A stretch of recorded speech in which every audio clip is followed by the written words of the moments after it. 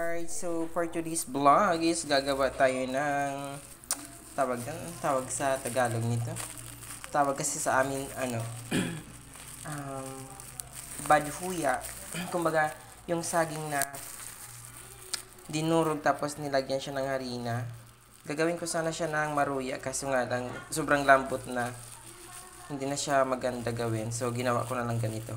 Yung parang giniling. Parang dinurog yung saging tapos nilagyan ng harina. Hindi ko na siya lalagyan ng sugar mga kahagay kasi matamis naman yung saba.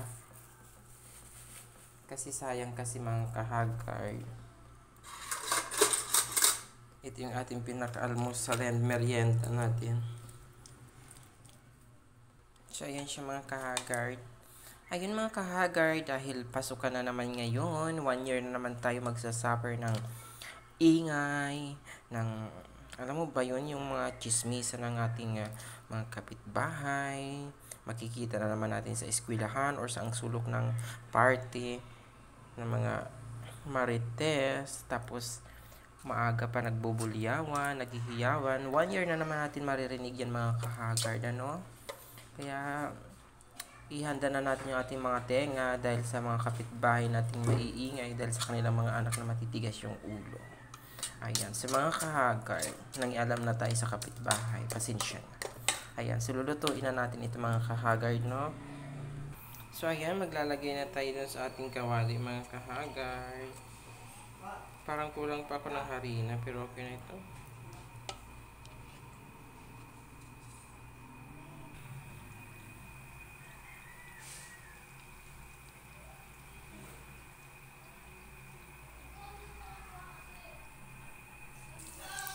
So, ayan na mga kahagard.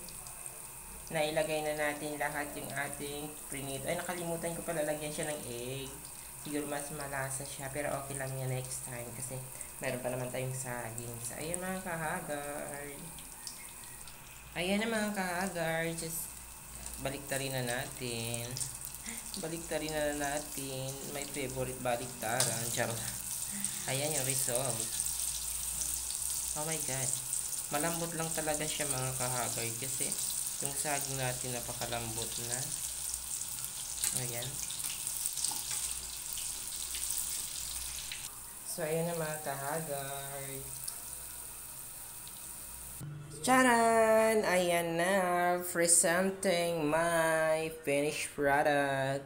Yan na po yung ating almusal with merienda. Merienda na and almusal. So, ayan. Thank you so much, guys. Bye! I love you all.